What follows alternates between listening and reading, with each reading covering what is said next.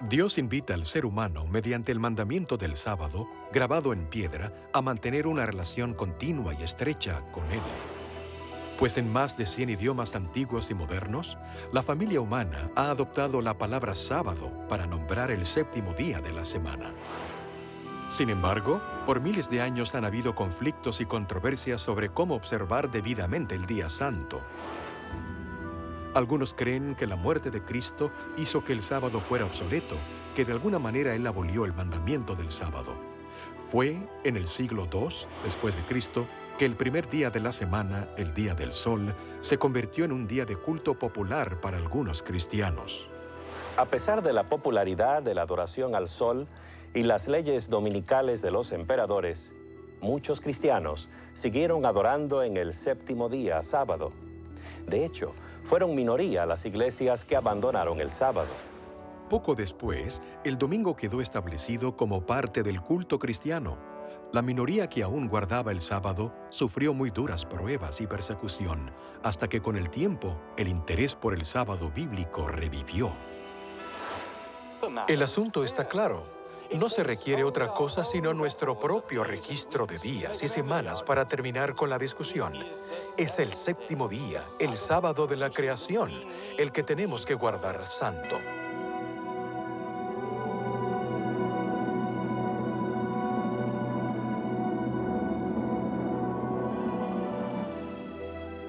Bien, aquí continúa el episodio final de la historia del sábado, Un santuario en el tiempo.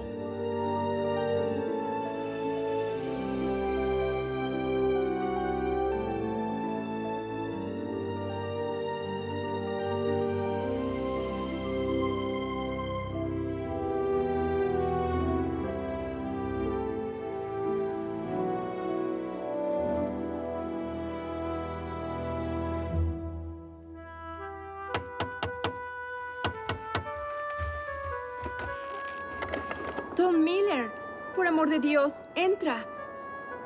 Dame esa ropa mojada, debes tener frío. El gobernador me envió con un asunto muy urgente.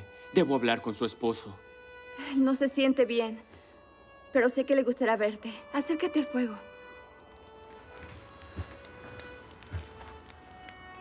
Roger, despierta. Tom Miller está aquí de parte del gobernador Winthrop. Tom Miller, cuánto me alegro de verte. ¿Qué asunto te trae desde Boston en una noche como esta? El gobernador me envió.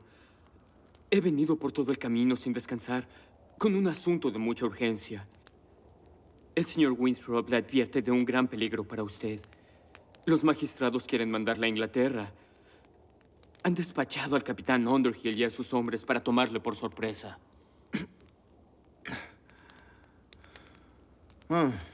Con que los poderosos jueces no están contentos con haberme desterrado de la colonia. ¿No les importará que estoy enfermo? Mary, deme ese té especial, por favor. Vamos a ofrecerte algo, aunque es una mezcla amarga.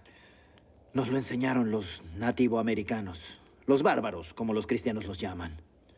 Pero somos nosotros los que hemos robado sus derechos innatos al ocupar su tierra. Y todavía los llamamos bárbaros. Gracias, mi amor. Enseguida te traigo uno, Tom. Gracias.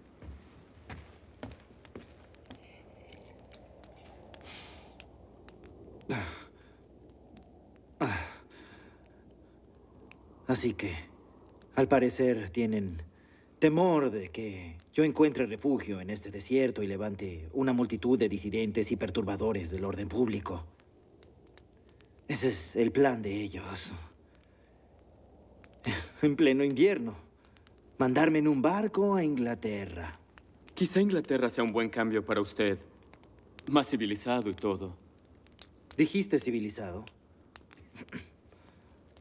Te diré lo que significa volver a Inglaterra. Significa caer en las manos del arzobispo William Laud. Recuerdo muy bien cuán civilizado fue cuando condenó a Alexander Layton por seguir su propia conciencia. ¿Layton? ¿No oíste de él? Nunca hubo tan buen cristiano. En la Inglaterra civilizada, William Laud, fingiendo actuar con afecto cristiano, lo condenó a 36 latigazos en la espalda desnuda, a cortarle las orejas, a partirle la nariz y a marcarle la cara. Luego nuestro cristiano lo hizo poner en el cepo a merced del hielo y la nieve. Se supone que mis crímenes son mayores que los de él. Voy a ser despojado de mi hogar y mi familia. Por defender la libertad. Por predicar el evangelio de la libertad. Por proteger los derechos de todos, aún los del indígena. Tom Miller, gracias por traerme estas noticias. Vuelve al gobernador y dale las gracias por su advertencia. Dile que no voy a Inglaterra. Voy a vivir libre en este nuevo mundo, cueste lo que cueste. Pero, señor, ¿y si...? No hay objeciones. Estaré bien. Conozco esta buena tierra mejor que el capitán Underhill, te lo aseguro. Ve ahora. Y que Dios sea contigo. Y con usted, señor.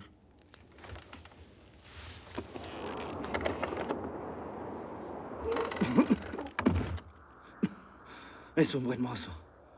Mary, esas cosas que habías preparado, las necesito ahora. Voy a partir ahora mismo. ¿Esta noche? Estás enfermo. Salir en esta tormenta será tu muerte. Será mi muerte si Underhill me atrapa aquí. Debo estar muy lejos antes de que él y sus hombres lleguen. Las cosas, por favor. Aquí las tengo. No sé qué es peor, que Underhill te atrape o que te sobrevenga la muerte en esta tormenta. Voy a correr ese riesgo cualquier día. Por lo menos, despídete de las niñas. Te van a extrañar mucho.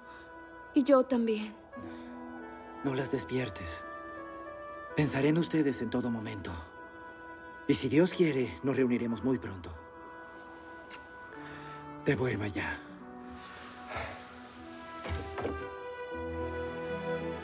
Si Underhill me sorprende aquí, tú también estarás en peligro.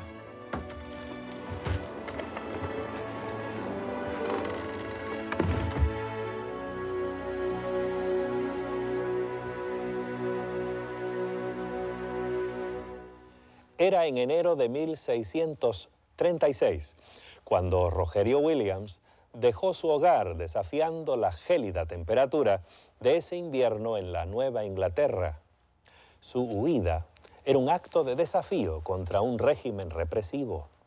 Ese fue un momento definidor en la causa de la libertad religiosa y había de tener un impacto significativo en la historia del sábado como día de reposo. Les saluda Frank González. Bienvenidos a la parte número 5, el capítulo final de la serie titulada Un santuario en el tiempo. Los historiadores y biógrafos describen a Rogerio Williams como un hombre de firmes convicciones, tierno corazón y una voluntad de acero invencible. Creía apasionadamente en los derechos individuales de todos los seres humanos y recomendaba la separación de la Iglesia y el Estado. Esto era un concepto verdaderamente radical en un mundo en el cual la religión se hacía cumplir por medio de legislación civil. Después de su huida de Salem, se abrió paso hacia el sur a través de la selva sin caminos, sobreviviendo de lo que podía recoger o desenterrar en el bosque. Eventualmente halló refugio entre las tribus de indios norteamericanos que vivían en la bahía de Narragansett.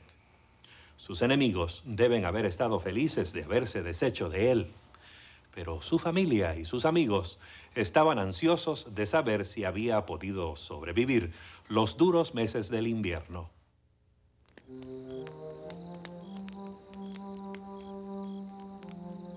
Disculpe, estoy buscando a mi amigo Roger Williams. Me dijeron que usted podría conocerlo. Sé que estaba enfermo y muy probablemente... Habrá sido cuidado por sus buenos amigos y ahora se encuentra muy bien, gracias. ¡Señor Williams! Mi buen amigo, me encontraste. Ahora dime, ¿todavía el gobernador se acuerda de mí? Me gustaría oír noticias de Salem o de Boston. Ven y siéntate, dime. Sí, señor. El señor Winthrop me pidió buscarlo y quiere saber noticias de usted. La señora Williams le manda sus cariños también y dice que ella y sus hijas están bien. Esperando verlo pronto. Pues estoy bien, como puedes ver. Gracias a Dios y a la bondad de mis amigos Pieles Rojas. Pronto obtendré una concesión de territorio y bien merecido. Esta es la tierra de la libertad que usted busca. Libertad. Derechos inalienables. Que el gobierno no rija los asuntos espirituales. ¿Te parece extraño que yo reclame libertad para todos? Los puritanos de Boston usan la espada para imponer su religión. Pero forzar la religión sobre alguien que no la desea es nada menos que violar el alma. Mira, Tom, la espada humana puede forzar una nación entera a profesar una religión formal aparente. Eso no tiene valor delante de Dios. Solo la espada de su espíritu puede regir adecuadamente los asuntos de la conciencia. Así que, cuando regreses al gobernador, dile que debo acatar los dictados de mi conciencia. Tendré un territorio libre, donde la gente viva y adore de acuerdo a su conciencia. Y dile a Mary que pronto la haré traer. La extraño mucho a ella y a mis hijas. La menor se llama Freeborn, nacida libre como ella es. Estoy decidido a que crezca en una tierra libre. Prepararé un lugar para mi familia donde seremos realmente libres. Debes tener mucha hambre. Permíteme decirte La asignación de tierras que Rogerio Williams recibió en justa transacción de manos de la tribu de los indios Narragansett se convirtió en un refugio seguro para los que se oponían a la religión obligatoria de las colonias establecidas. Su visión de libertad personal se halla inmortalizada en la Carta Constitucional de la colonia de Rhode Island, colonia que él fundó. He aquí lo que dice: ninguna persona dentro de la colonia mencionada, nunca, desde este momento en adelante, será de manera alguna molestada, castigada, inquietada o puesta en duda por cualesquiera diferencias de opinión en asuntos de religión. Y había diferencias de opinión, muchas de ellas. Entre ellas, el asunto del día de adoración semanal. La correspondencia del mismo Rogerio Williams muestra que él reconocía el séptimo día de la semana, el sábado, como el día bíblico de reposo. Su colonia de Rhode Island proveyó un campo fértil y protegido para las semillas del reposo sabático en los Estados Unidos.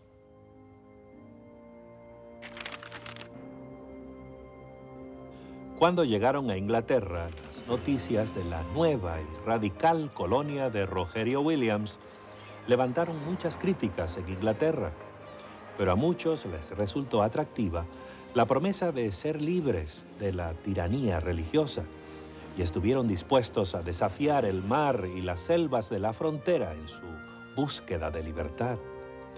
Entre los que abordaron los barcos se hallaba una pareja de bautistas de Tewkesbury, Esteban y Anna Mumford. Ellos son los que llevaron al Nuevo Mundo la enseñanza de que el sábado, séptimo día, es el verdadero día de reposo. En 1665, Esteban y Anne Mumford llegaron a Rhode Island. Probablemente se mudaron porque allí había iglesias bautistas, la única colonia con tanta libertad religiosa. Quizás se mudaron también por razones económicas.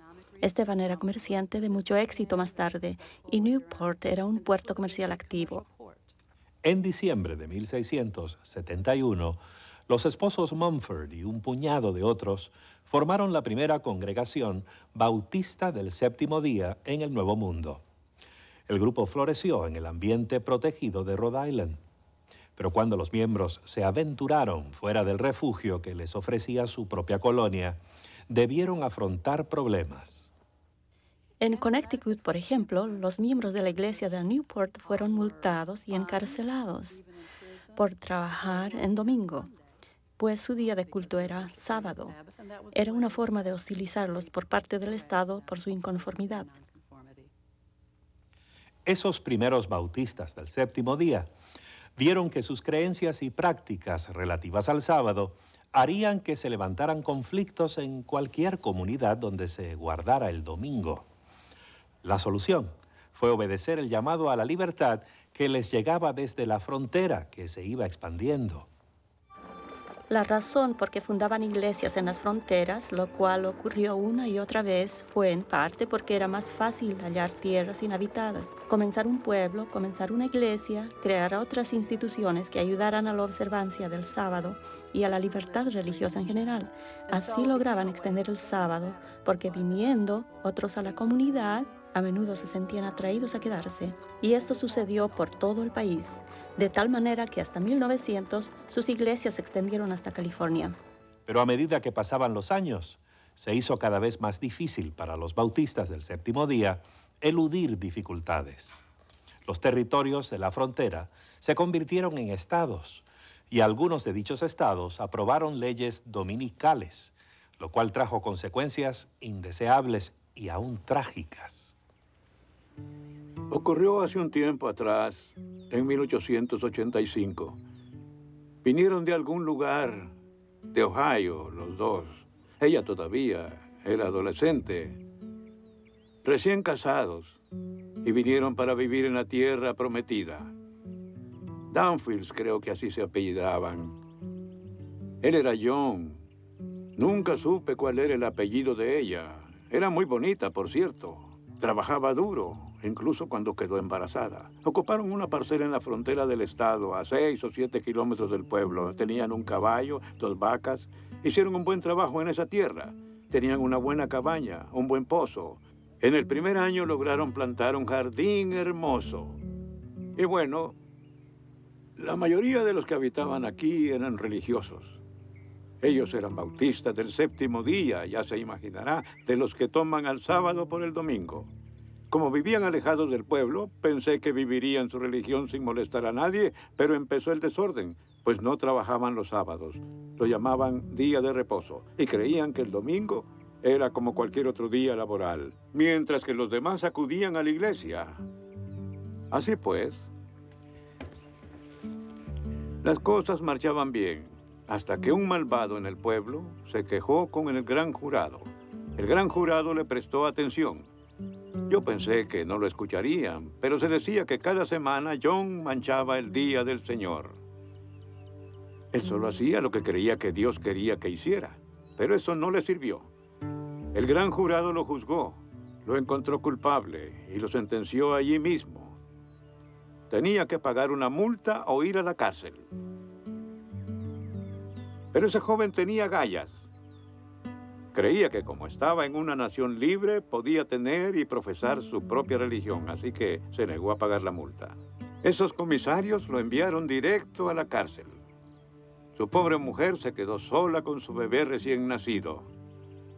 De por sí estar en la cárcel era difícil como para además preocuparse por su mujer y su bebé.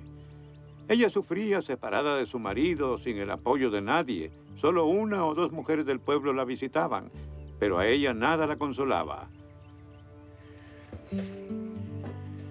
Dicen que ella esperaba cada día que él viniera a recogerla. Dicen que se sentaba junto al portón con su bebé en brazos por horas y horas. Así pasaron semanas, y el bebé se enfermó. Después oímos que el pequeño había muerto en los brazos de su madre.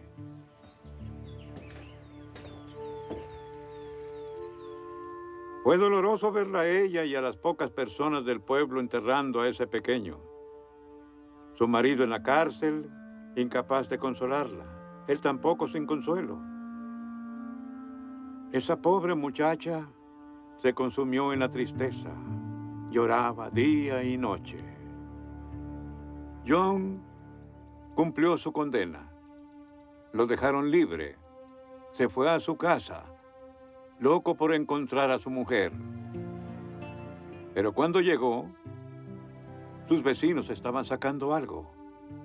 Era ni más ni menos que un ataúd con el cuerpo de su esposa. Se había enfermado. Si me preguntan de qué murió, yo diría que murió de angustia. Él no dijo ni una palabra. Los siguió hasta el cementerio y los observó con tristeza bajar el cuerpo de ella y colocarlo junto a su bebé. Luego se arrodilló y lloró hasta que las lágrimas se le acabaron. Antes de marcharse de aquí, casi de nadie se despidió. Nunca supimos de él. Espero que haya encontrado un lugar donde viva libremente. Los bautistas del séptimo día no fueron los únicos que se trasladaron a la frontera por razones religiosas. Conrado Weissel, un joven refugiado alemán, andaba en busca de un nuevo lugar donde echar raíces propias. Llegó a Pensilvania en 1720 buscando un lugar tranquilo donde pudiera experimentar la presencia de Dios. Pero había demasiadas distracciones en las aldeas cercanas a Filadelfia, de modo que se mudó hacia el oeste, a la zona boscosa que bordeaba un arroyo llamado Cocalico, en lo que hoy día es la ciudad de Efrata. Varios amigos lo siguieron y formaron una comunidad espiritual muy unida, el Claustro Efrata. Weissel guiaba la vida espiritual de su rebaño, instruyéndolos en la doctrina y la vida cristiana práctica. Escribió centenares de himnos para reforzar sus cultos. Aún hoy canta estos himnos el mundialmente famoso coro del Claustro Efrata.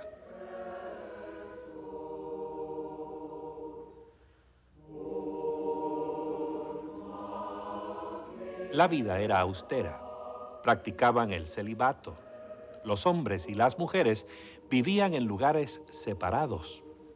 Eran gente industriosa, buenos trabajadores. Levantaron edificios bien construidos, plantaron quintas y huertos y pusieron en operación una próspera imprenta. Su estilo de vida típico de la frontera era físicamente agotador, lo cual le daba un significado especial a su día semanal de reposo, que era el sábado, séptimo día. Weissel expuso sus puntos de vista sobre el sábado en un tratado que escribió en 1728, Mysterion Anomias, o el misterio de la iniquidad. Ahí describió el sábado como una dádiva de la gracia de Dios para librar del trabajo a la gente una vez a la semana. El sábado era un día cuando Weissel y sus compañeros podían comer su pan sin tener que esforzarse en sus trabajos. Esto puso a la comunidad de Weissel en conflicto con las leyes dominicales de Pensilvania. En 1730, la comunidad de Efrata tuvo conflictos legales por quebrantar las leyes dominicales de la colonia de Pensilvania. Algunos feligreses fueron detenidos y encarcelados en Lancaster. Aun cuando Weissel y sus seguidores no andaban al mismo paso que la sociedad que los rodeaba, mantuvieron fielmente su observancia del reposo sabático. Es que no se trataba solo de un día para descansar. Según su criterio, representaba una realidad eterna. Además, creía que la venida de Cristo y el milenio daban la esperanza de un sábado eterno. Por tanto, toda vez que la comunidad observaba el sábado, anticipaba el retorno de Cristo y lo que sería el descanso eterno.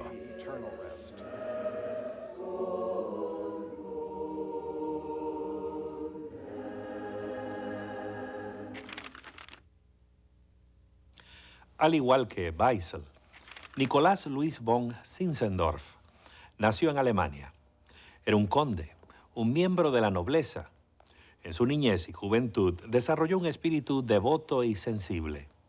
A los 19 años visitó una galería en la ciudad de Düsseldorf y allí vio un cuadro que cambió para siempre su vida. Representaba a Jesús en la cruz, llevando la corona de espinas. Bajo el cuadro leyó lo siguiente: todo esto lo he hecho por ti. ¿Qué has hecho tú por mí? El conde Zinzendorf dedicó el resto de su vida a responder esa pregunta. En 1722 permitió que un grupo de refugiados se establecieran en sus tierras, en Alemania Oriental. Eran un remanente del movimiento religioso moravo que había comenzado con el martirio de Juan Hus, 300 años antes. A pesar de que Zinzendorf había sido toda su vida luterano, provocó entre los moravos un reavivamiento espiritual, renovando su fe e inspirándoles una nueva visión. De hecho, llegó a ser obispo en la iglesia morava renovada. Zinzendorf tuvo la visión de cómo el mensaje del amor de Cristo podía ser impartido en todo el mundo. Así que Comenzando en 1732, él envió a los moravios por el mundo como misioneros para llevar el evangelio a través de las barreras culturales.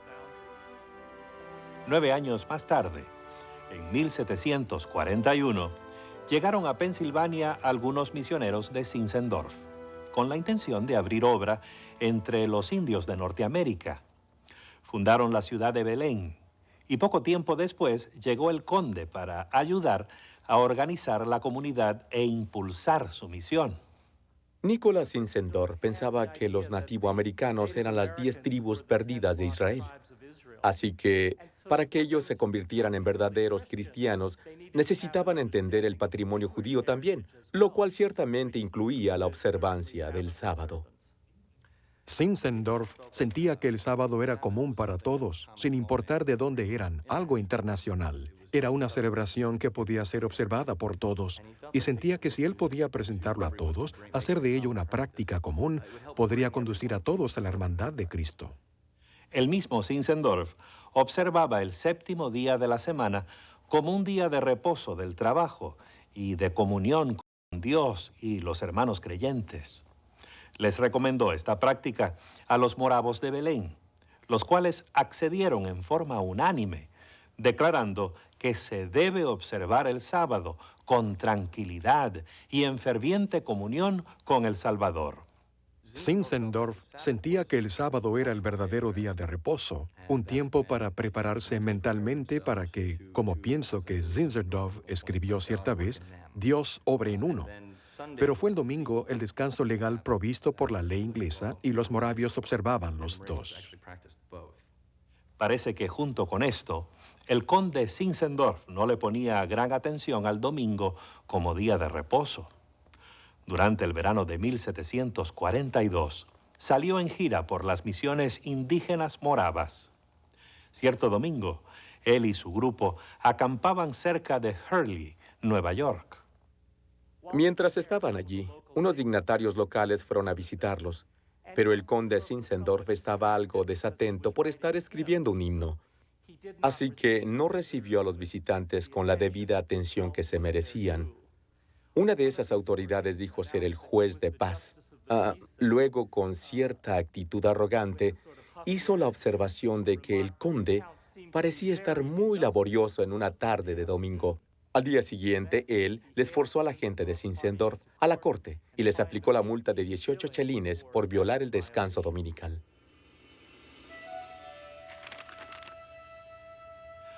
Al comienzo del siglo XIX, la mayoría de las iglesias protestantes de América rebosaban de optimismo. Muchos creían que estaban en vísperas de un milenio de paz, pero no todos estaban de acuerdo.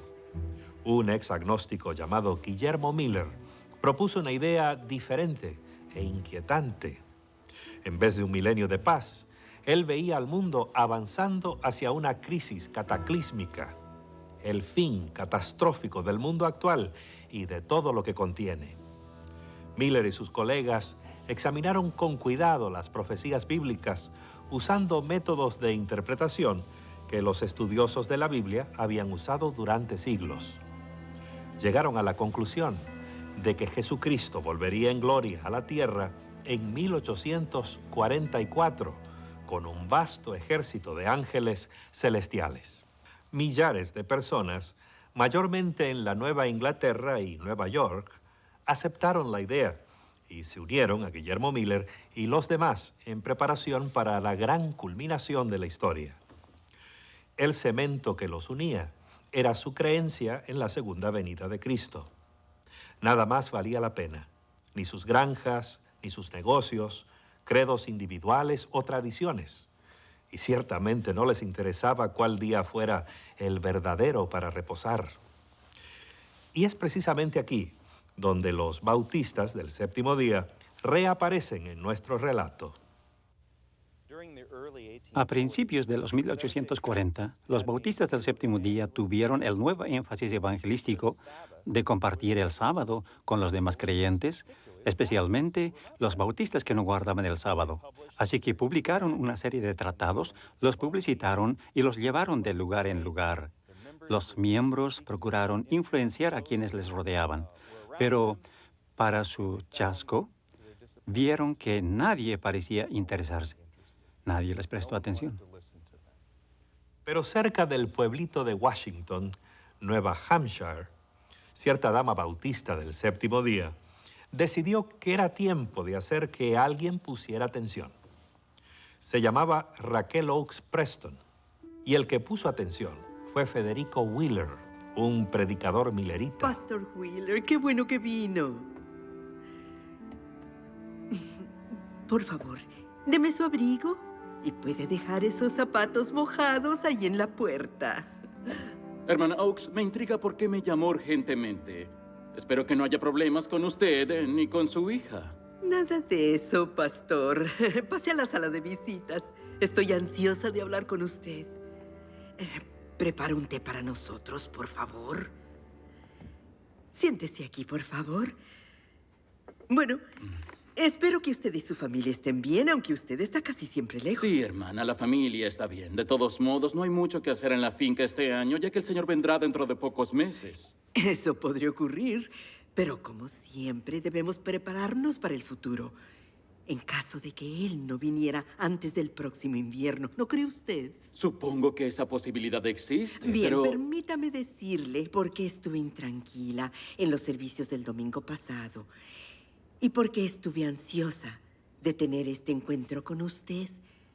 ¿Recuerda su sermón antes de participar de la Cena del Señor? Claro. Fue mi mensaje habitual para el servicio de comunión. La necesidad de la debida preparación para no tomar el cuerpo y la sangre del Señor indignamente. Usted nos dijo que si alguien estaba desobedeciendo conscientemente los mandamientos divinos, no era digno de participar de la Cena del Señor. Me halaga el que usted haya prestado atención. Sin embargo, no estará en desacuerdo con mi sermón, ¿no es cierto? No, por el contrario, estoy de acuerdo de todo corazón. Inclusive diría que más de acuerdo que usted mismo. ¿Cómo? Creo, igual que usted, que es nuestro deber cristiano obedecer los mandamientos por amor a nuestro Salvador. Así que, cuando le oí decir esas palabras en la mesa de comunión, difícilmente me abstuve de ponerme en pie para objetar. Escuche esto. Acuérdate del día del sábado para santificarlo. 6 días trabajarás y harás toda tu obra, mas el séptimo es sábado para Jehová tu Dios. Claro, conozco bien ese pasaje. Sin embargo, usted y su congregación están desobedeciendo este mandamiento. ¿Desobedeciendo? ¿Cómo piensa encontrarse con nuestro Salvador que viene cuando usted rechaza una revelación tan clara de su voluntad? Él dijo que el séptimo día sería su santo sábado. ¿Por qué se contenta con observar el primer día? Pero, hermana... El primer día, Pastor Wheeler, que es domingo, en vez del séptimo día, que es sábado. ¿Entiende usted?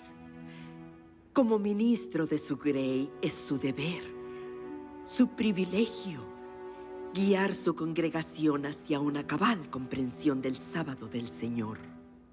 Confieso que nunca había pensado en ese sentido. Quizás será mejor estudiar. Parece que estuvimos tan empapados con la idea de que el Señor puede venir este año que hemos dejado a un lado otros asuntos importantes. Cierto.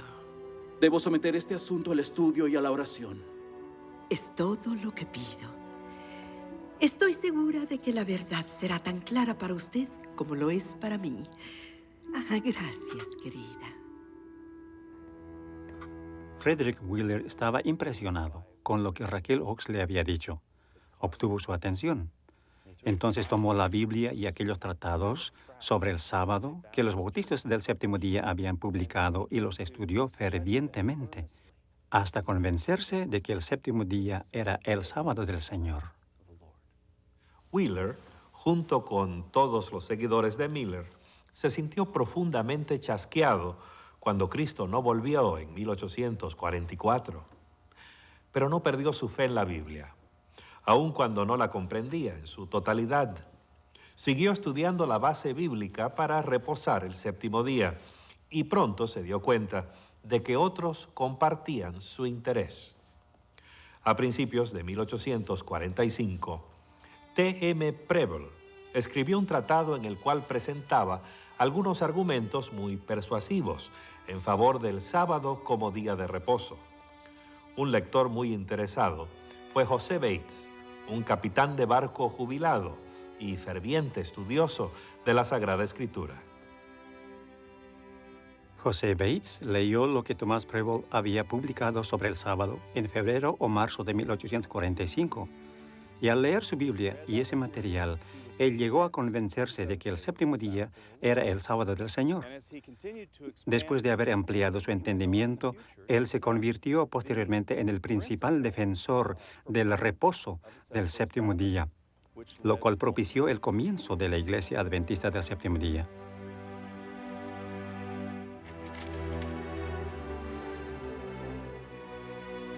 Mientras la doctrina del reposo sabático ganaba terreno en los Estados Unidos a mediados del siglo XIX, la revolución de Taiping se extendía por la China. Los campesinos se habían rebelado contra la dinastía Manchú.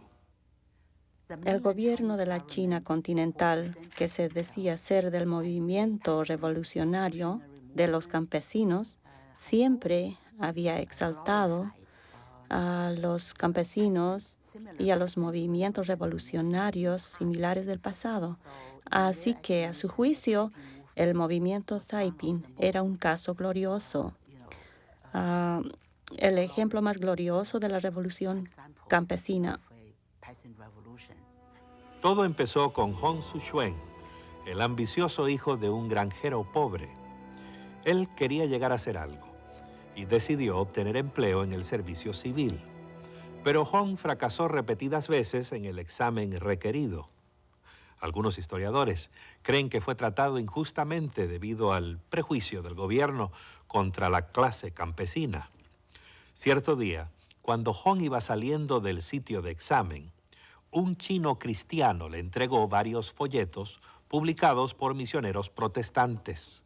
Se fue a casa, los puso en un estante y se olvidó de ellos.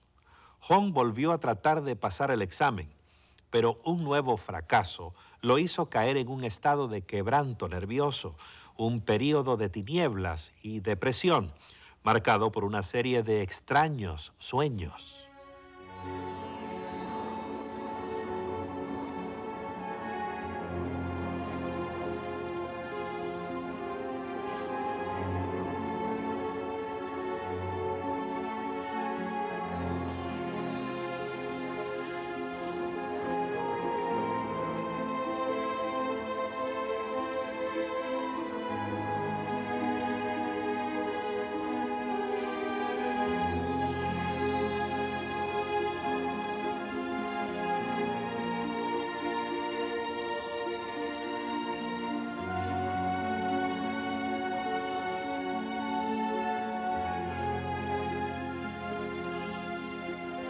¿Quién era el anciano? ¿Qué estaba tratando de decirle? Las tradiciones chinas no les daban mucha importancia a los sueños, a menos que hubiera alguna clara conexión con la vida real. Hong no pudo discernir ninguna conexión aquí, de modo que los sueños lo dejaron un tanto confuso. Fue algún tiempo después de eso que un amigo lo visitó, después de las visiones, después de fracasar en los exámenes, y le dijo: «Oh, veo que tienes esos tratados, son muy fascinantes, ¿no es cierto?». A esa observación casual, Hong respondió: «Bueno, no los he leído». Entonces el amigo le dijo: «Pues creo que debes leerlos, te van a parecer atractivos». Los folletos llevaron a Hong Xiuquan a descubrir la Biblia y la revelación que hace el libro santo del Dios omnipotente y su Hijo Jesucristo. De súbito, los sueños empezaron a tener sentido. El anciano venerable que había visto era Dios. Ahora Hong empezó a ver el universo en forma radicalmente distinta de lo que había aprendido en las tradiciones budistas. Fue así que el sueño, los tratados y las enseñanzas bíblicas comenzaban a tomar sentido en su mente. Se formaba en él una visión cada vez más compleja de Dios, el Padre. Hong Xiuquan creía que el propósito de su vida era establecer el Taiping Tianguo, el gran reino de paz celestial. Su celo religioso consumió a la clase de los oprimidos campesinos, inspirando el movimiento revolucionario más importante del siglo XIX. Hong y sus seguidores publicaron y distribuyeron la Biblia y hasta les exigían a sus soldados que se aprendieran de memoria porciones de ella. Yo creo que el aspecto más claramente cristiano del movimiento Taiping fue el haber puesto en alto los 10 mandamientos, y eso a pesar de tener ellos las 10 reglas casi idénticas a los 10 mandamientos. Los líderes del Taiping interpretaron en forma totalmente literal el cuarto mandamiento y exigieron que se observara el día séptimo de la semana como el día de reposo. Por cuanto el calendario chino no tenía semanas de 7 días, tuvieron que adaptar su rutina acostumbrada. Cada sexto día se levantaba una bandera para recordar al pueblo que se preparara para la llegada del día santo. El séptimo día es el día santo del Padre Celestial. Por eso nuestro Padre Celestial ordenó que fuera el día de reposo y lo señaló como día de culto, un recordativo eterno de que la verdadera felicidad se otorga a las gentes por la gracia de nuestro Padre Celestial, a fin de que siempre tengan en mente la bondad del Padre Celestial. Los esfuerzos de Hong Xiuquan por establecer el gran reino de paz celestial nunca tuvieron verdadero éxito. Sí lograron él y sus seguidores liberar un 40% del imperio de las garras de la dominación manchú. Pero eventualmente los ingleses y otras potencias occidentales ayudaron a los manchúes a prevalecer. En 1864 aplastaron la revolución de Hong Xiuquan